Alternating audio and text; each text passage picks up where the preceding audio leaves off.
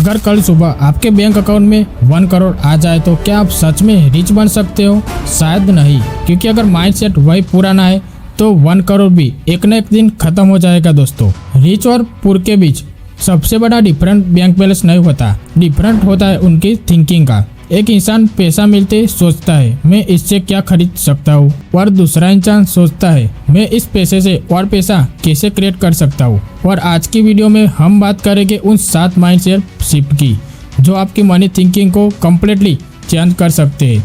Video को and तक जरूर देखना, क्योंकि लास्ट वाला माइंडसेट सबसे दोस्तों पावरफुल है। पहला है एक्सपेंस नहीं एसेट सोचो। सबसे पहला रूल, रिच माइंडसेट वाला लोग सिर्फ चीज नहीं खरीदते, एसेट बिल्ड करते। जो उनके पास 10,000 आते हैं तो वो सिर्फ ये नहीं सोचते कि मैं उस 10,000 से क्या खरीद सकता हूँ। और रिच माइंडसेट वाला इंसान सोचता है मैं इस 10,000 को फ्यूचर में 20,000 या 30,000 बनाने के लिए कैसे यूज कर सकता हूँ। एसेट का सिंपल मतलब है ऐसी चीज जो फ्यूचर में आपके लिए वैल्यू या इनकम क्रिएट कर सकती है।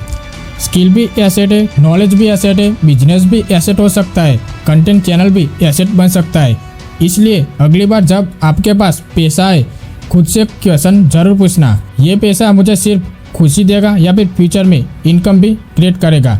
यही क्वेश्चन आपकी थिंकिंग चेंज करना शुरू कर देगा। दूसरा है सिर्फ जॉब नहीं स्किल पर फोकस करो। अब इसका मतलब ये बिल्कुल नहीं जॉब बुरी है, जॉब एक इनकम सोर्स हो सकती है, लेकिन रिच माइंडसेट ये समझता है कि मेरी सबसे बड़ी अर्निंग पावर मेरी स्किल है। अगर आपकी स्किल आपको 20,000 कमा कर देती है तो इमेजिन करो अगर आप उसी स्किल को इम्प्रूव करके 50,000 या 1 लाख की वैल्यू क्रिएट करना सीख जाओगे।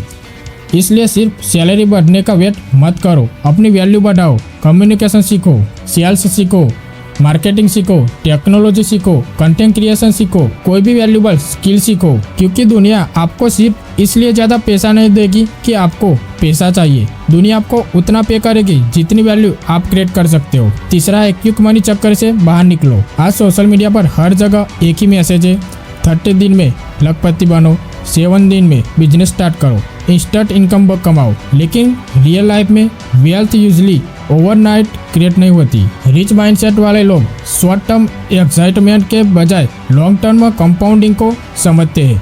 अब एक दिन जिम जाकर बॉडी नहीं बना सकते, एक दिन पढ़कर एक्सपर्ट नहीं बन सकते, एक वीडियो अपलोड करके सक्सेसफुल क्रिएटर नहीं बन सकते। लेकिन अगर आप 1 साल तक कंसिस्टेंटली काम करते हो तो रिजल्ट कम्प्लीटली डिफरेंट हो सकता है। इसलिए अपने आप से ये मत पूछो मुझे कितनी जल्दी सक्सेसफुल होना है, ये पूछो कि मैं कितने लंबे टाइम तक कंसिस्टेंट रह सकता हूँ, क्योंकि कंसिस्टेंसी का कंपाउंड इफेक्ट बहुत पावरफुल होता है। चौथा है प्रॉब्लम को अपॉर्चुनिटी की तरह देखो। एवरेज पर्सन जब प्रॉब्लम देखता है तो कहता है यार कितनी प्रॉब्लम है, लेकिन एंटरप्रेन्योर टाइम माइंडसेट वाला इंसान वही प्रॉब्लम देखकर सोचता है क्या इसका सॉल्यूशन बनाया जा सकता है, और यही डिफरेंस अपॉर्चुनिटीज क्रिएट करता है।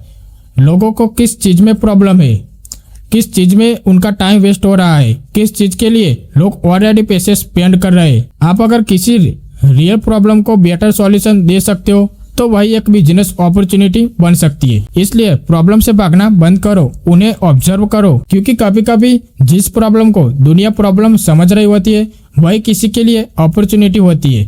5वां है अपनी इन्वायरमेंट को चेंज करो। एक बहुत इंपॉर्टेंट बात है, आप जिस इन्वायरमेंट में रहते हो वो धीरे धीरे आपकी थिंकिंग को शेप करता है। अगर आपके आसपास के लोग सिर्फ कंप्लेन करते इंडिया में कुछ नहीं हो सकता, बिजनेस बहुत रिस्की है, पैसे सिर्फ लकी लोगों के पास होते हैं, तो धीरे धीरे आप भी वही बिलीव करने लगोगे। इसलिए ऐसे लोगों के कांटेक्ट देखो जो आपको ग्रो करने पर मजबूर करे। बुक्स पढ़ो, सक्सेसफुल लोगों की स्टोरी समझो, एक्सपर्ट से सीखो, और सबसे इम्पोर्टेंट अपने आसपास ऐसे लोग रखो जो आपको नीचे नहीं बल्कि ऊपर पुश करे। आपका इन्वायरमेंट आपका फ्यूचर का डायरेक्शन डिसाइड कर सकता है। छठा है फेलियर से डरना बंद करो। रिच माइंडसेट का मतलब ये नहीं कि इंसान कभी फेल नहीं होता, एक्चुअली वो फेल होता है, लेकिन वह फेलियर को आइडेंटिटी नहीं बनाता। अगर बिजनेस फेल हो गया मैं लूजर हूँ नहीं, वो पूछता है मुझे गलती कहाँ हुई। अगर वीडियो नहीं चली मैं क्रिएटर नहीं बन सकता नहीं, वो एनालाइज करता है हुक वीक था, थंबनेल वीक था, रिटेंशन कम थी, टॉपिक रॉन्ग था और फिर नेक्स्ट अटेम्प्ट में इम्प्रूव करता है। फेल्यूर का मतलब एंड नहीं होता, फेल्यूर एक फीडबैक है। इसलिए याद रखो, लूजर वो नहीं जो फेल्यूर होता है, फेल होता है। लूजर वो है जो फेल्यूर के बाद भी सीखना बंद कर देता है। और अब आता है सबसे इम्पोर्टेंट माइंडसेट, अपनी लाइफ की रिस्पॉन्सिबिलिटी खुद लो। रिच माइंडसेट का मतलब है ये नहीं कि आप हर सिचुएशन को कंट्रोल कर सकते हो। आप इकोनॉमी कंट्रोल नहीं कर सकते, आप दूसरे लोगों को कंट्रोल नहीं कर सकते, आप लक को कंट्रोल नहीं कर सकते। आप अपनी स्किल कंट्रोल कर सकते हो, अपनी हैबिट कंट्रोल कर सकते हो, अपनी मेहनत कंट्रोल कर सकते हो, अपना टाइम कंट्रोल कर सकते हो और अपने डिसीजन कंट्रोल कर सकते हो। जिस दिन आप एक्सक्यूजेस देना बंद कर दोगे, रिस्पॉन्सिबिलिटी लेना स्टार्ट कर दोगे, उस दिन आपकी ग्रोथ स्टार्ट हो जाएगी। मेरे साथ ये क्यों हुआ, इस क्वेश्चन का रिप्लेस करो, अब मैं क्या कर सकता हूँ। ये छोटा सा चेंज आपकी पूरी लाइफ की डायरेक्शन बदल सकता है। तो अगर आप जेन्युइनली रिच माइंडसेट डेवलप करना चाहते हो तो सिर्फ पैसा कमाने के पीछे मत भागो, अपने आप को वैल्यूएबल बनाओ, स्किल बिल्ड करो, लॉन्ग टर्म सोचो, प्रॉब्लम सॉल्व करो, फेल्यूर से सीखो और सबसे इम्पोर्टेंट अपनी लाइफ की रिस्पॉन्सिबिलिटी खुद लो। क्योंकि रियल वेल्थ सिर्फ बैंक अकाउंट में नहीं होती, रियल वेल्थ आपके थिंकिंग में होती है। अगर वीडियो से आपको एक भी वैल्यूएबल थॉट मिला हो तो वीडियो को लाइक करो और कमेंट में सिर्फ एक लाइन लिख के जाओ, I am building my future. मिलते हैं नेक्स्ट वीडियो में, तब तक चैनल को जरूर सब्सक्राइब कर देना।